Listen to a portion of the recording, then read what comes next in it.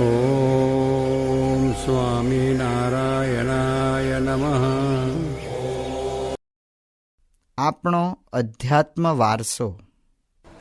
સ્વામિનારાયણ ભગવાનની જય, અક્ષર પુરુષોત્તમ મહારાજની જય, ગુણાતીતાન સ્વામી મહારાજની જય, ભગતજી મહારાજની જય, શાસ્ત્રીજી મહારાજની જય, યોગી મહારાજની જય.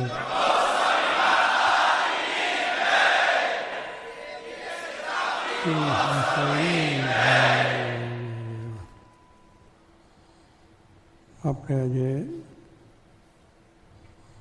ભવ્ય વારસો જે મળ્યો છે એની વાત કરવાની છે. ગ્રસ્તો છે હોય એને પણ વારસો હોય છે, બીજાને ઘણાને પણ વારસો હોય છે. અને એ વારસાની અંદર તેને કંઈક સારું એ સમાજ માટે કંઈક બીજા માટે કર્યું હોય એનું થોડુંક આપણે વિશેષ સારું લાગે. પણ એના કુળની અંદર, એના વારસાની અંદર જો બધા માણસો ખરાબ હોય, થયા હોય કુટુંબમાં ભાઈ, તો એને માટે બધાને ધિક્કાર લાગે કે આનું સમાજમાં છે. પણ આપણો જે આ વારસો છે અત્યારે આપણે જોયો છે, મહારાજથી જોગી મહારાજ સુધીનો વારસો જોયો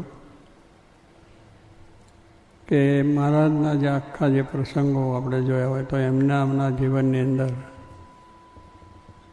જીવ માત્રનું કલ્યાણ કેમ થાય, જીવ માત્ર સુખી કેમ થાય અને એ બધાનું કલ્યાણ કેમ થાય, એ જ શુભ ભાવના હતી.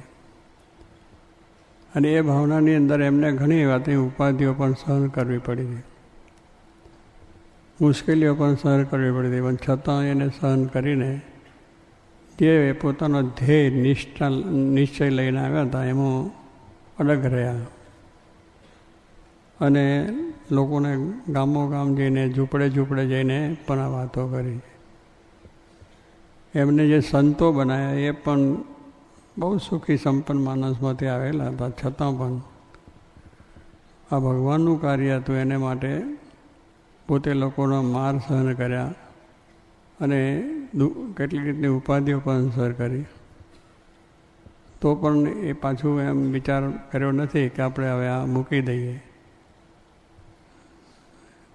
જેમ આપણે કહે છે ને કે આ હોમ કરો ફતે છે આગે, બોલીએ છીએ આપણે બધા, યા હોમ થવાની ફતે આગળ છે. તો એનું શું ફતે આગળ છે કે આપણે આમાં જો ઉમઈ જઈશું તો આપણી અક્ષરધામની પ્રાપ્તિ છે એ મોટી પ્રાપ્તિ મળે છે. આ કંઈ સામાન્ય વાત નથી કે ચાલો આપી દીધું ને થઈ ગયું, એમ નહીં. આ તો નક્કર વાત. મહારાજ બોલ્યા છે કે અક્ષરધામમાં બધાને લઈ જવા છે અને અક્ષરધામની પ્રાપ્તિ કરાવી છે. ગુરુનાથ સ્વામી પણ બોલ્યા છે, સાક્ષી મહારાજ, જોગી મહારાજ, બધા એ સામાન્ય વ્યક્તિ નહોતા કે લોકોને છેતરવા માટે કે લોકોને ખોટું સમજાવીને લઈ જવું નહોતું. પણ એમની એક વાત નક્કી જ હતી કે આ બધું આપણો સમાજ છે, પણ એમાં સાચી વાતમાં સહન તો કરવું જ પડે છે. ગમે તે ભગવાન રામ આવ્યા તો એના જીવનમાં જુઓ, કૃષ્ણના જીવનમાં જુઓ, મોટા આપણા આચાર્યો થઈ ગયા છે એમના જીવનમાં જુઓ, અને આપણા સંપ્રદાયની અંદર પણ મહારાજને, સંતોને પણ કેટલા બધા માર્યા, બહુ જ માર્યા. અને છતાં પણ ભગવાન શ્રીજી મહારાજ છે એ જે નિષ્ઠા, એમાંથી પાછું મન પડ્યું નથી કે માર ખાઈને અહીંયા જીવું એના કરતાં આપણે ઘરે સુખી હતા તો ત્યાં જઈને પાછું કરીએ, એવું નહોતું. જે લીધો છે બેક ને જે એને માટે સમર્પણ થયા છે એમાંથી પાછો પગ ના પડે, ભલે સહન કરવું પડ્યું. અને સહન કરવાનું જ સુખ હતું. એટલા માટે શ્રીજી મહારાજ શિક્ષાપત્રીમાં લખ્યું છે કે સંતોન બધા માટે કે કોઈ મારે, તાડન કરે, તિરસ્કાર કરે, અપમાન કરે તો પણ તેનું સહન કરવું તમારે. સંતો કંઈ સામાન્ય નહોતા, જ્ઞાનની દ્રષ્ટિ બીજે છે, પણ આમ તાકાતમાં પણ જો આવ્યા હોય તો 5 હાથને હડફાડી નાખે એમ હતા, દરબાર હતા. એટલે એ કરી શકે, પણ શ્રીજી મહારાજનો જે શબ્દીવાની જે આજ્ઞા છે એને સમક્ષ રાખી અને જે કંઈ લોકોએ અપમાન, તિરસ્કાર કર્યા તો સહન કર્યા. એટલે કહેવાનું કે સહન કરીને પણ લોકોનું સારું કરવું એ બહુ મોટી વસ્તુ છે.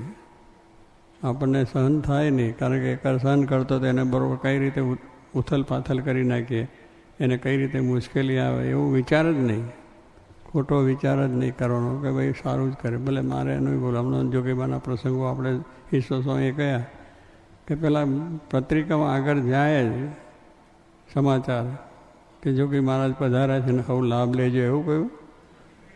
પત્રિકામાં લખ્યું તો જશો નહીં, બંડિયા છે ને બધા આવા છે ને તેવા છે ને ભૂત થયા છે ને બધું કેટલું લખેલું હોય. ગમે એની ચાનક ચડી જાય, હરિભક્તોને તો ચડી જાય ને.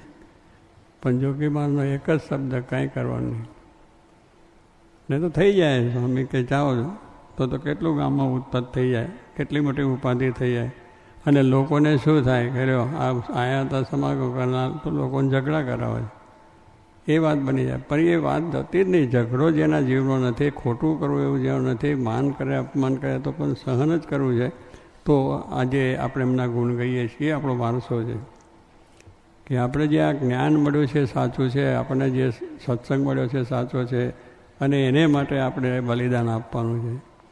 અને જે તેગડે આપણા શાસ્ત્રી મહારાજના વખતમાં તો મોતી ભગવાન કે અમે સૌ સ્વામીના બાળક મરીશું સ્વામીને માટે, અમે આ યજ્ઞ આરમ્યો બલિદાનો અમે થઈશું. આ વાત જે હતી તે ઘડીએ પણ એટલે બધી ઉપાધિઓ એમને તો બધી ભક્તોને તિરસ્કાર, હરિભક્તોને નાત બહાર મુકાતા હતા. પણ એમને બોલતા શું એ ભલે અમે જે છે પણ અમે કોણ? સ્વામીના બાળક, શ્રીજીના પુત્રો છે. અમે સામાન્ય નથી. આપણે એ સમજવાનું છે કે આપણો વારસો એ છે કે જેને આવી સહન કરીને પણ અક્ષર પુરુષોત્તમનું જ્ઞાન એ છડે ચોક કર્યું છે અને આખી દુનિયામાં અત્યારે પ્રસર થયું છે. તો એવી રીતે તેગડે એવા હરિભક્તોમાં પણ આવો જુસ્સો હતો કે અમે સ્વામીના શ્રીજીના બાળક થયા છે, તો એમને આપેલું જે જ્ઞાન છે એની વાત છે, એમાં બલિદાન અમે થઈ જો યજ્ઞ કરે ને એમાં બલિદાન આપવું પડે છે.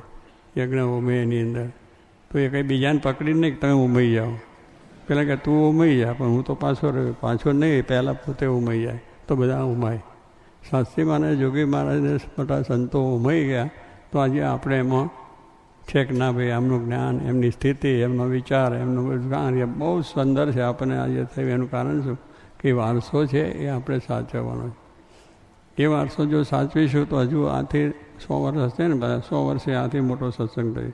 હજુ 100 વર્ષનો ઠેલ મારવાનો છે આપણે કંઈ સામાન્ય બેસી રહેવાનું નથી. એમને જે 100 વર્ષનો ઠેલ મારી દીધો છે અને અત્યારે આપણે બધા એ આનંદ પ્રમોદથી જ્ઞાન કરીએ છીએ. તો આપણે એવા જીવન જીવીએ, એવી રીતનું આપણું કાર્ય થાય કે જેથી કરીને આવા પાછા હજારો લાખો થઈ જાય અને 100 વર્ષ સુધીનો ઠેલ વાગી જાય એવું કાર્ય કરવું. મળદા થઈને બેસી રહેવાનું નથી કે મને કંઈક નહીં થાય. શું ના થાય? મળદું શું બોલે છે? શું ન થાય એ આપણી વસ્તુ છે કે આપણે કોના છે? પુત્રો શ્રીજીના છે, શાસ્ત્રી મહારાજ જોગીબાના પુત્રો. વારસો આપણો એ છે કે એ વારસો આપણને એવું આપ્યું છે કે જેથી તમારે પણ કોઈ જાતનો વાંધો ના આવે અને બીજાને પણ વાત છે. મારે કહે છે આપણે જે વાત મળી છે સાચી વાત, ખોટી વાતનો પ્રચાર તો કરવાનો જ નથી, ખોટી વાત આપણે કરવી પણ નથી, કોઈને બનાવવું નથી, કોઈને છેતરવા નથી, કોઈને કંઈ કરવું નથી કે ખટપટ કરીને કંઈ આપણે બીજો લાભ લેવો નથી કે આપણે મહત્તા મેળવી નથી કે મેં આ કર્યું ને મારાથી થયું ને હું જ આ કરી શકું, એવું કશું ભાવ જ નહીં. આપણે તો બધા દાસ થઈને જ, સેવક થઈને જ આપણે કામ કરવાનું છે. તો આપણો એમને કર્યું છે, આપણે જે ગુરુઓ થયા એમને આ બધું જ કર્યું છે કે એમને બધી તાકાત હતી, શક્તિ હતી, સમર્થ પણ હતા, પણ છતાં કોઈને કંઈ દુઃખ થાય એવું કર્યું જ નથી. દાંત જોડીને બસ આપણે અને બધા રીતે થયું.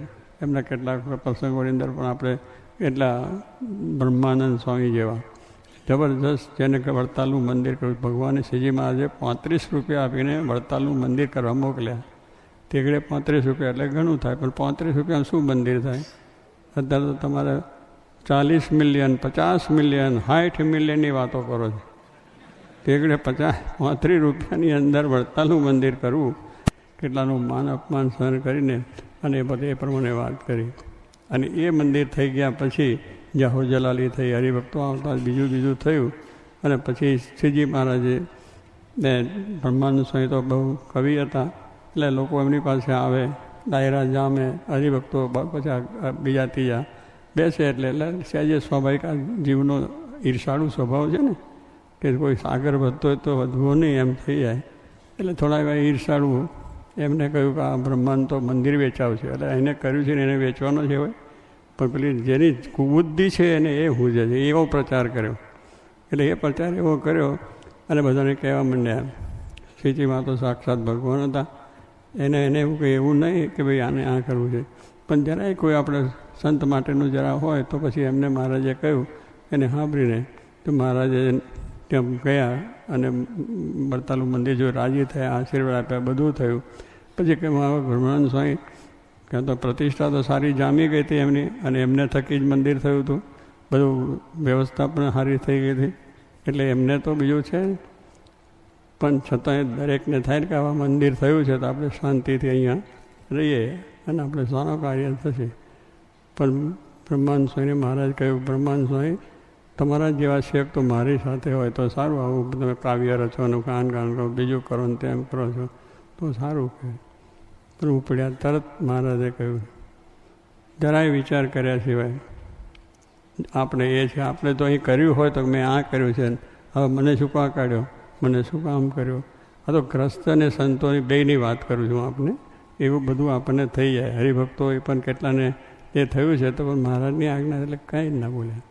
તો આવું જેને કાર્ય કર્યું છે એ માણસને તો આપણે કેટલી રીતે જાય, પણ મહારાજની એક સહેજ આજ્ઞા થઈ એટલે મૂકી જ દેવાનું, બીજું કહીશું જ નહીં.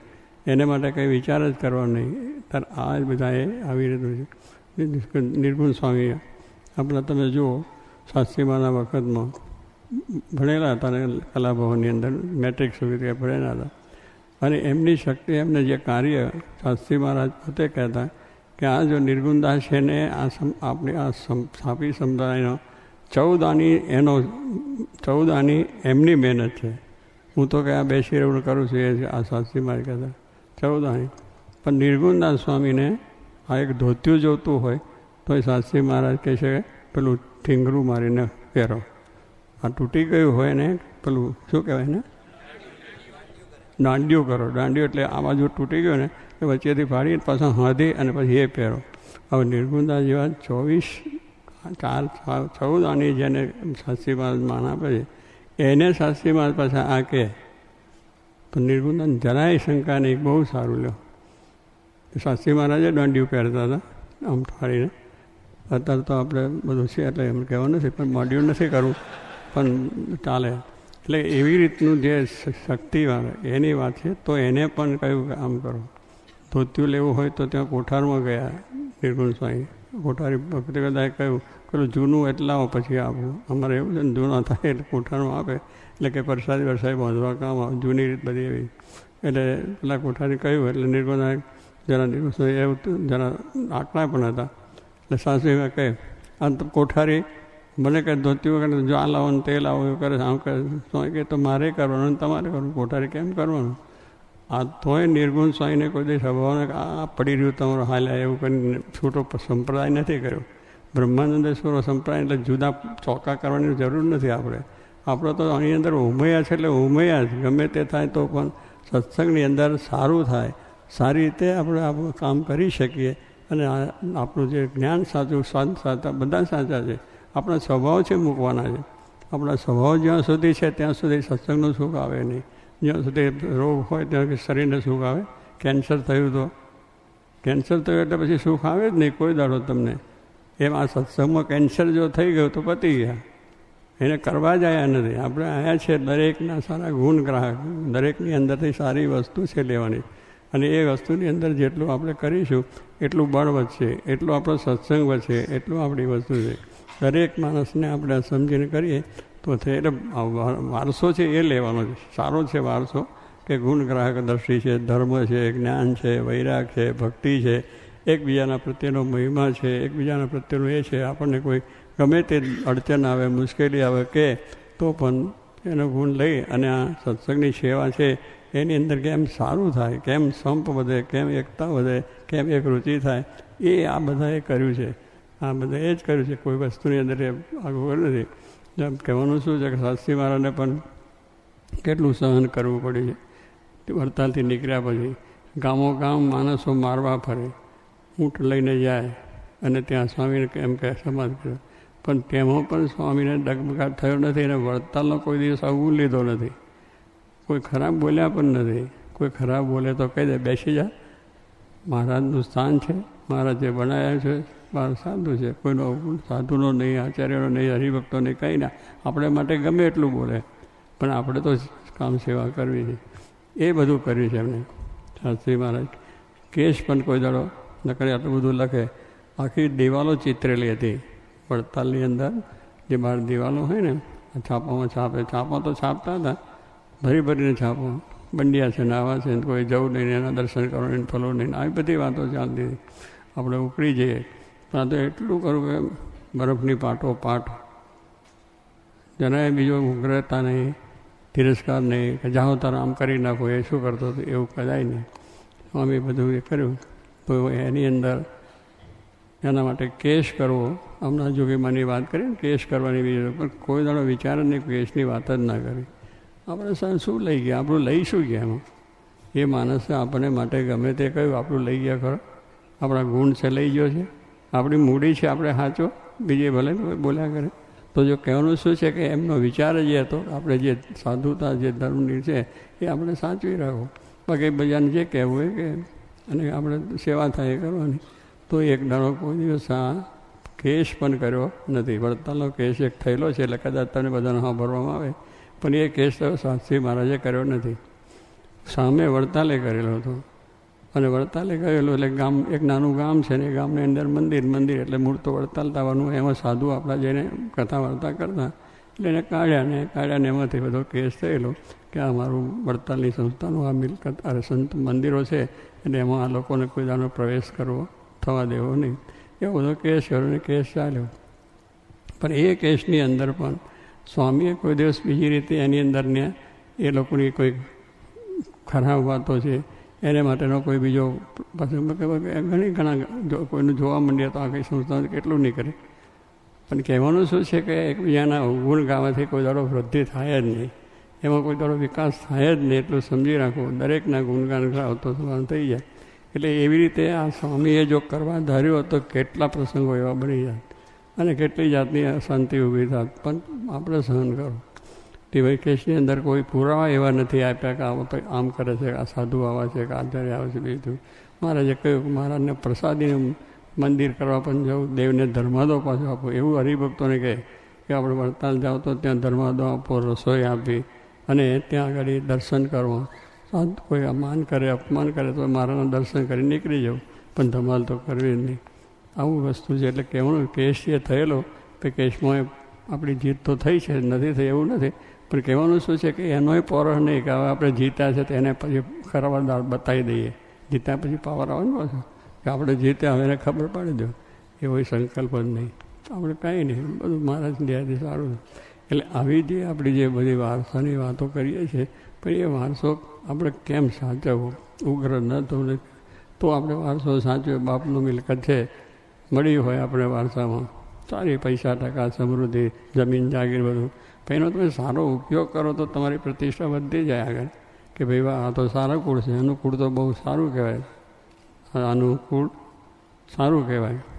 કે પેલું કહે છે ને કે આ કુળનો માણસ છે એટલે એને આ બધું જોવાય તો આપણે કુળનો કે એવા કુળ હોય કે જેના વખાણ થાય, કે એના વડવાઓથી એવું કાર્ય કર્યું હોય. ખાનદાન કહીએ ને કે ભાઈ આ ખાનદાન એટલે શું કોઈનું ખોટું જ ના કરે, એના કુળમાં બધા થયા હોય, એને સારું જ કર્યું હોય, તો પછી એને વિચાર જો કરીએ તો આપણી પ્રતિષ્ઠા વધે અને થઈ જાય. તો આપણી પણ એવું કુળ છે કે જે પરંપરા છે એ પરંપરામાં મહાન સમર્થ પુરુષો હરિભક્તો થયા. જે અહીંયા આપણે બતાવ્યા છું, મોતી ભગવાનના આશાભાઈને, મગનભાઈને, હરમનભાઈને, આ બધા હરિભક્તોની વાત કરી. મણિભાઈ છે, આ ખાજર બતાવ્યા છે. એમાં બધામાં તો શું આવો તો અનેક, એક આપ તો 5-6 તો આપણે જ બતાવ્યા છે, પણ અનેક એવા હરિભક્તો, સમર્પણની ભાવના, આ સહન કરેલી ભાવના, તન મન ધન અર્પણ છે. આશાભાઈને બંગલો ભરી ગયો, બધું સાફ થઈ ગયું, ઘરમાં સવારે ખીચડી ખાવાના દાણા નહીં. એ વખતે શાસ્ત્રી મહારાજને કહ્યું મારે 500 રૂપિયાની જરૂર છે. એ ઘડીએ સ્વામી તો બહુ સંકોચ થયા, પણ આશા કે શું કામ છે તમે બાયા માટે કહો. તો સ્વામી કે આવું છે ને એટલા માટે આવ્યા, પણ આવું તમારે ભરી ગયું બધું. એટલે સવારે કપડો વેરે જ નીકળી ગયા, બધું ભરી ગયું. પછી કે હવે મારે કેવી રીતે વાંધો નહીં? સ્વામી કે કાંઈ વાંધો નહીં, અમે તમારે જે ઈચ્છા હોય તો કહો 500 રૂપિયાની. તો પણ સ્વામી કે આપણે કહેવાય કે લવાય કે? તો સ્વામી કે જો અમે આ બધું તો ભરી ગયું છે, અમારે કશું રહ્યું નથી, પણ અમે આની જાત વેચીને પૈસા લાવીને તમને આપશું. 500 રૂપિયા લેવામાં પોતાની જાત વેચવાની વાત કરી, ઉધાર લાવ્યા, વ્યાજે લાવ્યા, લાવીને આપ્યા વ્યાજ. હવે તે વખત કોઈને સંકલ્પ થાય ખરો કે સ્વામી તમે શું ગાંડા જેવી વાત કરો છો, આ હું મારું ભરી ગયું છું ને તમે પૈસા? અને સ્વામી પણ એમ સમર્થ છે કે ભક્તની પરીક્ષા થાય કે હવે સમયે પણ ભક્તને કેમ નિષ્ઠા છે, શું સમજણ છે એ જોઈ કે આ સ્વામીની એ સમજણ કે હવે સમયે પણ કાર્યું. અમે તમારા કેશી કે જેશી બેઠા છે, એના દાદાની વાત કરીએ. એમને પણ ત્યાં આગળ શાસ્ત્રીમાને એક વખત ત્યાં જરૂર પૈસા હતી નહીં, નગાસે એમનું ગામ છે, અને બહુ સમર્થ હતા પિતાશ્રી, ગામમાં આગળ હતા. પણ અને હા ભૂદર બાપા એમનું નામ છે, ને એમના દીકરા રાવજીભાઈ ને ચતુર્વેના વંશમાં આવ્યા. પણ એ બધા તરસ છાતી કરીને કામ સેવા કરનારા બધા. તો સાચીમાં ત્યાં ગયા, પણ એમના ભૂદરબા હતા ને એમના ઘરેથી, એટલે હમણાં દાદીમાં એમને થયું કે આ બૈરન જરા થોડું થાય ને કે આ પૈસા લઈ જાય તો આપણે શું થશે, આપણે બુડી તો છે નહીં. એટલે મારા ઘરે ગાળા એટલે પટારામાં પૈસા મૂક્યા ને પટારા પર ચડી બેઠો કે હવે નહીં કરો, હવે તો શાસ્ત્રીમાં તો જવાય નહીં. એટલે બૈરાને પેલા એમના ભૂદરભાઈ નીચે ઉતાર્યા અને થાંભલારે જરા બાંધ્યા. પછી પૈસા લીધા, શાસ્ત્રીમાં કરી લેવા પૈસા, અને હવે હું તમે આપણે ચાલો ગાડીએ મૂકો તો ગાડીએ મૂકી આવ્યા. પછી આવીને છોડ્યા. આ સમર્પણની વાત કરું છું કે એવે વખતે પણ પોતાનું ધન ધામ કુટુંબ પરિવાર સમર્પણ થઈ જાય. તો આપણે એ છે કે એ અત્યારે પણ એવા બધા થયા છે. અત્યારે પણ ઘણા આપણા હરિભક્તો છે કે જેને કંઈ ના હોય તો પણ બિચારા કરે, દેહથી સેવા કરે છે, મનથી સેવા કરે છે. સત્સંગમાં એનું કેટલું અપમાન થાય, કેટલું એને ના થાય, કેટલા હોય ને. તો અહીંયા એને બેસવાની પણ જગ્યા ના હોય, ખાવાની સગવડ, લાખો રૂપિયા સેવા કરે, પણ અત્યારે એમને આવીને બધે ગમે ત્યાં બે તો એને કંઈ નહીં. બહુ સારું. આપણે ક્યાં આપણે ભગવાનનો છે અને ભગવાનને આપ્યું છે તો કહેવાય ને કોઈ ઈચ્છા અપેક્ષા નહીં. પાછું એનું અપેક્ષા જેને છે કે અપેક્ષા એટલે દુઃખ આવે, પણ અપેક્ષા નહીં કે હું સત્સંગમાં મેં આટલી મોટી સેવા કરી, મારું માન પાન બધું ખાવાનું પીવાનું ઉતારા પાણીનું બધું સાચવવાની, એટલા માટે અહીંયા આવતા જ નથી. આપણે ખાનપાન ખાવાનું ઘરે ક્યાં ઓછું છે, બધા બંગલા છે, મોટર છે, ગાડીઓ છે, જ્યારે જે જુઓ ખાવું પીવું બધું છે. આપણે ક્યાં છે? અહીંયા શું કરવા આવ્યા? આ શિબિરમાં શું કરવા આવ્યા? આ જ્ઞાન મેળવવા માટે આવ્યા. પણ અહીંયા ઈચ્છા રાખીએ કે મને ના સગવડ, મને ના પૂછ્યું, પહેલાંને બોલાવે ને પહેલાંનું એ કરવા. આપણે ઘરે તો બધી સગવડ હતી, ખાવાનું પીવાનું, બંગલા મોટર હોવાનું બધી સગવડ છે, થતો અહીં આવ્યા શું કરવા કે સત્સંગ થાય, આ જીવમાં આ જ્ઞાન પ્રગટ થાય અને આપણે સુખી રહે. એટલા માટે જોગી મહારાજે એક વખત વાત કરી ગોંડલમાં કે આપણે હરિભક્તોને આવે એટલે મોટો સમૂહ હોય તો સગવડ તો હચવાય ના હચવાય તો હોય, છતાં બધી સગવડ હચવાય. પણ કેટલાકને વિચાર ઘરથી નીકળે ત્યારથી કે ત્યાં જઈશું તો ઉતારો મળશે કે નહીં મળે, ચા પાણી સારું મળશે કે નહીં મળે, તો ત્યાંથી ઘરથી જ ના આવે. કારણ કે ત્યાં સુખ લેવાનું, ઘરમાં બધું ખાતા. બરી બીજા તો જાય તો બીજા કહેતા હોય તો જઈએ પણ ત્યાં જઈને શું થશે, કેમ થશે એ વિચાર કરે. અને કેટલાક તો સમાગમ કરવા જાય એટલે ત્યાં જાય તો બધા આવે તો જોગી મહારાજ વાત કરી કે જો આપણે અહીંયા શું કરવા આવ્યા, અહીંયા સભામાં આવ્યા, ઉત્સવ કરવા આવ્યા છે, શું કરવા આવ્યા છે, કંઈ ખાવા આવ્યા છે, તમે અહીંયા કરતા ત્યાં તો તમારા ઘરે ગરમ રોટલી અને ગરમ બધી ચા ને બધું મળે કે ના મળે. એટલે ઘરે તમે આવું સારું મૂકીને આવ્યા છે. હોવાનો બંગલો, પલંગ ને બધું સારું, પલંગમાં હોતા હતા અને ચા પાણી ને મીઠું બધું અને ખાતા, બધી સગવડ હતી. એ મૂકીને અહીંયા સુધી શું આવ્યા? આ ખાવા પીવા આવ્યા તો ખાવા પીવાનું ઘરે હતું, અહીં બંગલા હોવા આવ્યા એ નથી. સત્સંગ કરવા જીવના કલ્યાણ માટે, મોક્ષ માટે એની ઈચ્છા ના હોય. પર્વતભાઈ છે મહારાજના વખતના, પર્વતભાઈ છે 7 દિવસ ત્યાં મહારાજ ગરડામાં કથા વાર્તા થાય અને બધા હરિભક્તો આવે કથા કરે, એટલે કથા ચાલતા હતા. અને પર્વતભાઈ આવે તો ઘરેથી પોતાના ટીકડે બધું લઈને જાય એટલે ઘેલાને કાંઠે ઉતારો, ત્યાં પોતે રહે, ત્યાં નાહી ધોઈ અને સવાર પાછા મારા દર્શન કરવા જાય, કથા વાર્તા સાંભળીને પાછા જાય. એટલે જે કંઈ હોય ને તો ચના મમરા હોય, ટેકડે ફ્રૂટ હોય, એવું ખાઈને રહેતા. એ 7 દિવસથી કથા વાતી આવીને બેસે એટલે ભક્ત કેવા હતા, નિષ્ઠાવાના, મહારાજને સમર્પણ થયેલા હતા, દરબારો પણ પૂરો કાઢે, સેવા પણ પૂરેપૂરી, બધું મહારાજનું છે એમ કરીને પોતે. એમને 7 દિવસ પછી મહારાજે જો મહારાજ તો લીલા કરે ને એટલે કહ્યું, પર્વતભાઈ આમ પેલું દર્શન કરો, આમ તો બેસે પાછા આવ્યા દર્શન. પર્વતભાઈ તમે ક્યારે આવ્યા? મારું તો પહેલેથી જ આવ્યો છું.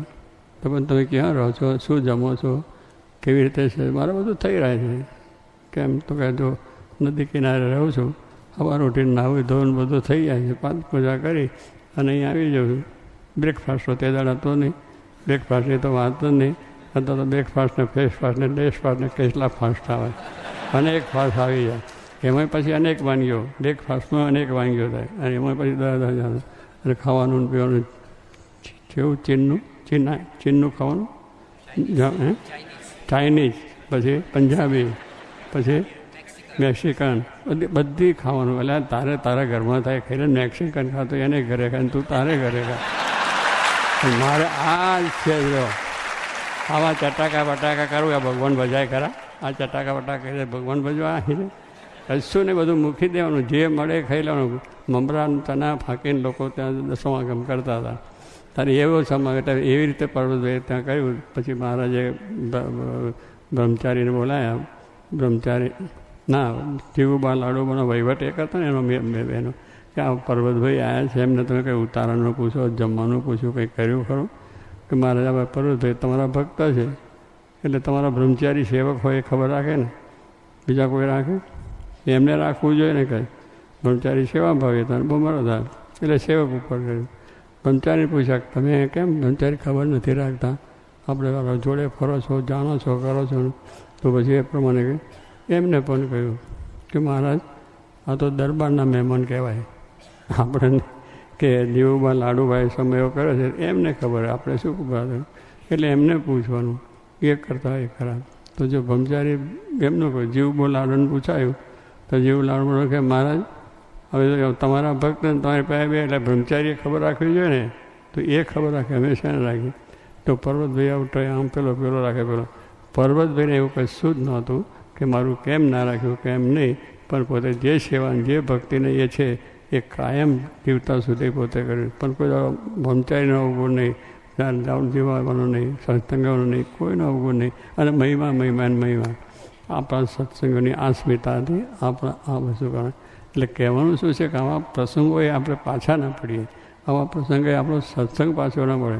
એટલી જ બળભરી વાત છે. કેમ છે સત્સંગ? અરે ખરેખરું છે. ખૂબ સમયો સારો થયો, ખૂબ સારી રીતે વાત થઈ, બળભરી વાતો કરી જોગી માગે. જ્યાં કહેવાય ભલે ને ત્યાં આપણે ઠેકાનું ના હોય, પણ જે સમયો તો સર્વોપરી થઈ ગયો. શું કથા વાર્તા, શું દર્શન ને શું વસ્તુ છે, આ બધું છે વારસો જ. આ બધું આવું થયું છે છતાં મોરી વાત નથી કરી, મોરા સંકલ્પ કર્યા નથી, કોઈને પાછા પાડ્યા પણ નથી, અને આ સત્સંગ વધાર્યો છે. તો એ વારસામાં આપણે બેઠા છે, એ વારસો મળ્યો છે, એમાં આપણે બધા બેસવાનું છે. તો આવો વારસો આપણે બધાને સચવાય. હજુ આપણે મેં કહ્યું ને પાછા 100 વર્ષની ઠેલ એવી મારવી છે કે આ બધું ધમધોકાર ચાલે, પણ આપણા જીવનમાંથી, આપણા વર્તનમાંથી, આપણી સહનશીલતાથી, આપણી નમ્રતાથી, એમને જેમ નમ્રતાથી વધાર્યો છે એ રાખીને સુરભાવ એકતા આ સિદ્ધાંતો રાખીને કરશું તો કોઈ વાંધો નથી. અને કોઈ સત્તા કે કોઈ બધી શક્તિ હોય એ આપણને કંઈક કરી શકવાની પણ નથી, એ નિશ્ચિત વાત છે.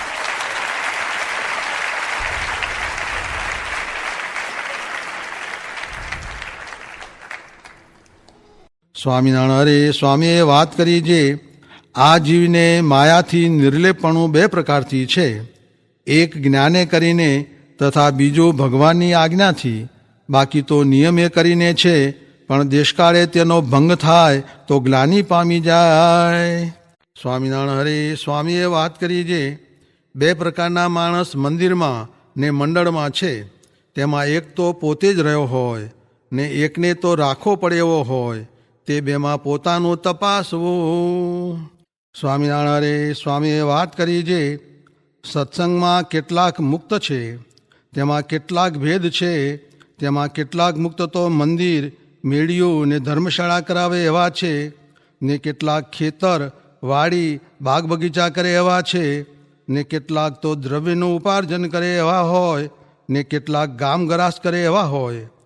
એ સર્વ પ્રકારના મુક્ત તો ગણાય, પણ આવા મુક્ત થોડા, જે ઉપાસના, આજ્ઞા ને જ્ઞાન એ ત્રણ વાત પ્રવર્તાવે.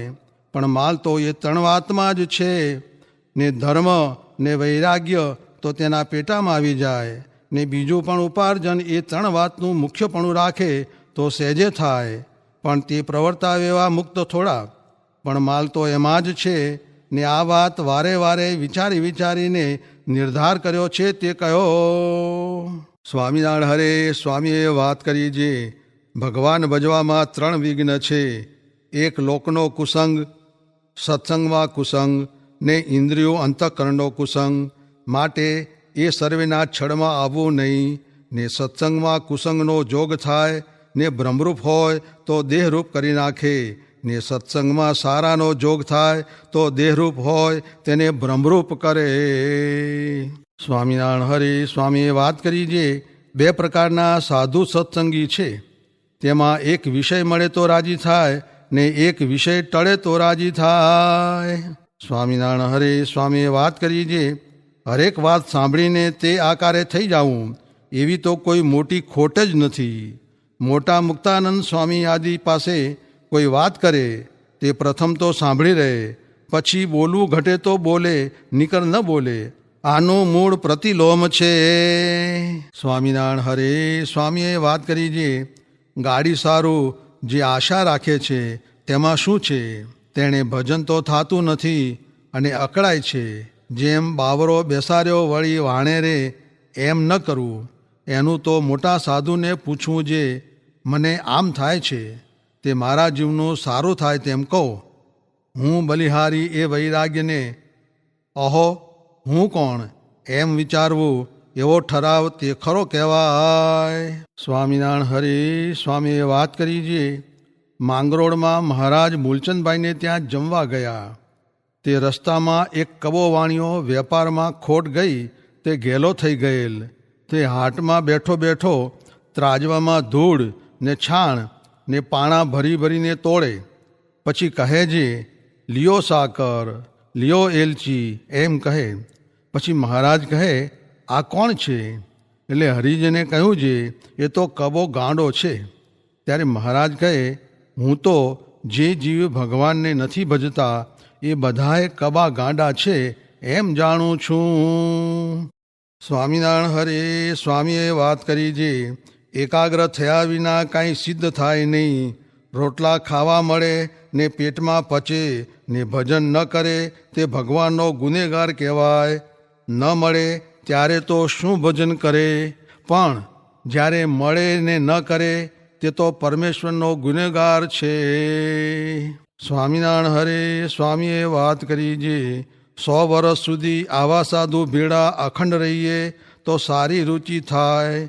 પછી રુચિનું વચનામૃત વંચાવ્યું ને બોલ્યા છે હમણાં તો રુચિ ખાધાની, માનની ને પંચ વિષયની છે. જ્યારે મોટા સાધુ હોય ત્યારે પાપી તેની મોટાઈ ખમી શકે નહીં. પછી દ્રોહ કરે ને પોતાનું ભૂંડું કરે. સંત સંતાપે જાત હૈ રાજ ધર્મ અરુ વંશ. તુલસી ત્રણે ટીલે ન દીઠા રાવણ કૌરવ ને કંસ. તે કંઈક મારી નજર આગળ ગયા. આ વણથરીથી એક બાઈ ભાગીને ગઢડે સાંખ્યજોગી થઈને રહી. તે સારું દાદા ખાચરને 200 રૂપિયા મોસલાઈ ભરવી પડી ને કેટલીક ઉપાધિ થઈ. પછી વડોદરામાં એ ફરવા ગઈ. ત્યાં ગ્રહસ્થને ત્યાં જમવાનું કહેલ ને ગોપાળાનંદ સ્વામી પણ ત્યાં હતા, તેમને પણ જમવાનું કહેલ. પછી સ્વામી કહે સાંખ્યોગી થઈને લાડવા ખાય છે તે કેમ ઠીક રહેશે? એટલું કેવરાવી મૂક્યું. ત્યારે ઓલી કહે તમે સાધુ થઈને કેમ ખાઓ છો? એમ બોલી તેનો દોષ લાગ્યો. તે સત્સંગમાંથી ભાગીને વિસાજીને લઈને રહી એમ અભાવે થયું. અને કેટલાકને અલ્પ સમજણે કરીને ગોપાળાનંદ સ્વામીનો પણ સત્સંગમાં અભાવ હતો. માટે હમણાં પણ કોઈથી ખમાતું નથી ને મોટાનો અવગુણ લે છે. પછી એનું ભૂંડું થાય. સ્વામિનારાયણ હરે વચનામૃત ગઢડા અંત્ય પ્રકરણનું 35મું પ્રકૃતિ મરોડિયાનું ભક્તના ધ્રોહથી ભગવાનના ધ્રોહનું. સ્વામિનારાયણ હરિ સંવત 1885 ચૈત્ર સુધી 9મીને દિવસ સ્વામી શ્રી સહજાનજી મહારાજ શ્રી ગઢડા મધ્યે બાબા ખાચરના દરબારમાં શ્રી ગોપીનાથજીના મંદિરને વિશે વિરાજમાન હતા ને સર્વ શ્વેત વસ્ત્ર ધારણ કર્યા હતા ને પોતાના મુખારવિંદની આગળ સાધુ તથા દેશ દેશના હરિભક્તની સભા રહીને બેઠી હતી. પછી શ્રીજી મહારાજને શુકમુનિએ પ્રશ્ન પૂછ્યો છે, હે મહારાજ, જેના હૃદયમાં ભગવાનનો ને ભગવાનના ભક્તનો દ્રઢ આશ્રય હોય, જે આશ્રય ગમે તેવો આપતકાળ આવી પડે ને દેહને સુખ દુઃખ, માન અપમાન, દેશકાળનું વિષમપણું ઇત્યાદિ કે કરીને જાય નહીં, તે કેમ જણાય જે એને એવો આશ્રય છે? અને તેના મનનો અભિપ્રાય તથા દેહનો આચાર તે કેવો હોય તે કહો. ત્યારે શ્રીજી મહારાજ બોલ્યા છે, જે ભક્તને એક ભગવાનને વિશે જ મોટપ હોય ને ભગવાનથી બીજું કોઈ પદાર્થ અધિક ન જાણતો હોય ને ભગવાન વિના બીજા સર્વેને તુચ્છ જાણતો હોય તથા પોતાની જે પ્રકૃતિ હોય તેને ભગવાન તથા સાધુ તે મરોડે ને પ્રકૃતિ પ્રમાણે ન ચાલવા દે ને પ્રકૃતિ હોય તેથી બીજી રીતે વર્તાવે, ત્યારે જે મૂંઝાય નહીં ને પ્રકૃતિ મરોડે તેમાં કચવાઈ જાય નહીં ને પોતાની પ્રકૃતિ ગમે તેવી કઠણ હોય તેને મૂકીને જેમ ભગવાન તથા સાધુ તે કહે તેમજ સરળપણે વર્તે, એવી બે પ્રકારે જેની સમજણ હોય તેને ગમે તેવો આપતકાળ પડે તો પણ ભગવાનનો આશ્રય ન ટળે. ત્યારે વળી શુકમુનિએ પૂછ્યું છે, મૂંઝાતો તો હોય કેમ છે પ્રકૃતિને મરોડે? ત્યારે જીવને મૂંઝવણ થાય, પણ તે મૂંઝવણમાં પણ કાંઈ ફેર છે કે નહીં? ત્યારે શ્રીજી મહારાજ બોલ્યા છે, પ્રકૃતિ મરોડે ને મૂંઝાય ત્યારે જે પોતાનો જ અવગુણ લે પણ ભગવાનનો ને સાધુનો અવગુણ ન લે એ સારો, અને જે પોતાનો અવગુણ ન લે ને ભગવાનનો ને સાધુનો અવગુણ લે તો એનો વિશ્વાસ નહીં ને એવો જે હોય તેના આશ્રયનો પણ ઠા નહીં. ત્યારે વળી શુકમુનિએ પૂછ્યું છે, જેની જે પ્રકૃતિ હોય તેને ભગવાને તથા સાધુએ કોઈ દિવસ મરોડી ન હોય, ત્યારે તે પોતાના મનમાં કેમ સમજે કે મારી પ્રકૃતિને મરોડશે ત્યારે મારું ઠીક નહીં રહે? કેમ છે પોતે જે અજમાવેલ વાર્તા ન હોય તેનો વિશ્વાસ કેમ આવે? ત્યારે શ્રીજી મહારાજ બોલ્યા છે, એ તો પોતાના મનમાં જે સંકલ્પ તેની સામે દ્રષ્ટિ રાખે, જે મારા મનમાં ભગવાન વિના બીજા પંચવિષય સંબંધી ભોગ છે તેમાં શાની વાસના બળવાન છે ને બળવાનપણે કયા વિષયનો સંકલ્પ થાય છે, એમ વિચારે તો જીવો પોતે હોય તેમ માલમ પડે પણ બીજી રીતે ન પડે. અને જ્યારે એ વિચારે ત્યારે એમ વિચારે છે, આ પદાર્થનો મારે બળવાન ઘાટ છે ને તેમાં હું પ્રવર્તું છું, તેમાંથી જ્યારે મને સાધુ મરોડશે ત્યારે મારે ઠીક નહીં રહે, એમ એને પોતાનો નિશ્ચય થાય. અને બળવાન પ્રકૃતિ હોય ને તદપી જો એની પ્રકૃતિને ભગવાન તથા સાધુ કોઈ દિવસ મરોડે નહીં તો એ પાર પડી જાય, ને જો મરોડે તો એનો ઠાર રહે નહીં, અંતે અતિ મૂંઝાઈને વિમુખ થઈ જાય. અને વળી શ્રીજી મહારાજે એમ વાર્તા કરી છે, સાધુના ધ્રોહનું શાસ્ત્રમાં સર્વ કરતાં અધિક પાપ કહ્યું છે, તેનું શું કારણ છે? તો એ સાધુના હૃદયને વિશે સાક્ષાત શ્રી કૃષ્ણ ભગવાન રહ્યા છે, માટે સાધુનો દ્રોહ કરે ત્યારે ભગવાનનો દ્રોહ થાય છે. કેમ જે તે સાધુનો દ્રોહ કરે ત્યારે તેના હૃદયમાં રહ્યા જે ભગવાન તે દુખાય છે, ત્યારે એ ભગવાનના દ્રોહનું અધિક પાપ છે, માટે સંતના દ્રોહનું સર્વ કરતાં અધિક પાપ કહ્યું છે. અને કંસ, શિશુપાલ, પૂતના એ આદિ જે દૈત્ય તેમણે ભગવાનનો દ્રોહ કર્યો ને તેનું પણ ભક્તની પેઠે ભગવાને કલ્યાણ કર્યું, તેનો શું અભિપ્રાય છે? જે એ દૈત્યે વેરબુદ્ધિએ કરીને પણ ભગવાનનું ચિંતન કર્યું, ત્યારે ભગવાને એમ જાણ્યું જે વૈરબુદ્ધિએ કરીને પણ એ દૈત્યે મારું ચિંતન કર્યું ને મારા સંબંધને પામ્યા, માટે મારે એનું કલ્યાણ કરવું. એવી રીતે એને વિશે ભગવાનની દયાનું અધિકપણું જાણવું. અને વળી એમ જાણવું જે એ વેર બુદ્ધિએ કરીને આશ્ર્યા તેનું પણ ભગવાને કલ્યાણ કર્યું, તો જે ભક્ત ભક્તિએ કરીને એનો આશરો લેશે ને ભગવાનને ભક્તિએ કરીને રાજી કરશે તેનું ભગવાન કેમ કલ્યાણ નહીં કરે? કરશે જ. એવી રીતે ભગવાનની દયાનું અધિકપણું જણાવીને મનુષ્યને ભગવાનની ભક્તિમાં પ્રવર્તાવવા એવો અભિપ્રાય શાસ્ત્રના કરનારાનો છે. પણ એમ નથી જે દૈત્યની પેઠે ભગવાનનું અણગમતું કરવું. માટે ભગવાનની ઉપર વેરભાવ રાખીને જે ભગવાનનો દ્રોહ કરે ને અણગમતું કરે તેને તો દૈત્ય જ જાણવા, અને એ પક્ષ તો દૈત્યનો છે. અને જેમ ભગવાનનું ગમતું હોય તે પ્રમાણે જ વર્તવું ને ભક્તિ કરવી ને ભગવાન ને ભગવાનના ભક્તને રાજી કરવા એવો ભગવાનના ભક્તનો પક્ષ છે. પછી શુકમુનિએ શ્રીજી મહારાજને પૂછ્યું છે, હે મહારાજ, સાધુના હૃદયમાં ભગવાન રહ્યા હોય ને તેના દ્રોહથી ભગવાનનો દ્રોહ થાય ને તેની સેવા કરીએ તો ભગવાનની સેવા થાય, તે સાધુના લક્ષણ શા છે તે કહો. ત્યારે શ્રીજી મહારાજ થોડીક વાર વિચારીને કૃપા કરીને બોલ્યા છે, પ્રથમ તો મોટું લક્ષણ એ છે જે ભગવાનને ક્યારેય પણ નિરાકાર ન સમજે, સદાય દિવ્ય સાકાર મૂર્તિ સમજે અને ગમે તેટલા પુરાણ, ઉપનિષદ, વેદ ઇત્યાદિ ગ્રંથનું શ્રવણ થાય ને તેમાં નિરાકારપણા જેવું સાંભળવામાં આવે તો પણ એમ જાણે જે કાં તો આપણને એ શાસ્ત્રનો અર્થ સમજાતો નથી ને કાં તો એમાં કેમ કહ્યું હશે, પણ ભગવાન તો સદા સાકાર જ છે. અને જો સાકાર ન સમજે તો તેની ઉપાસના દ્રઢ ન કહેવાય, અને સાકાર ન હોય તેને વિશે આકાશની પેઠે કરતાપણું ન કહેવાય તથા એક દેશને વિશે રહેવાપણું ન કહેવાય. માટે ભગવાન તો સદા સાકાર જ છે ને અનેક બ્રહ્માંડની ઉત્પત્તિ, સ્થિતિ, પ્રલયના કરતા છે ને સદા પોતાના અક્ષરધામને વિશે વિરાજમાન છે ને રાજાધિરાજ છે ને તે જ આ પ્રત્યક્ષ છે. એવી રીતે જે આ સમજણ તે કોઈ રીતે કોઈ કાળે ડગી ન જાય, સદા એમ જ સમજે.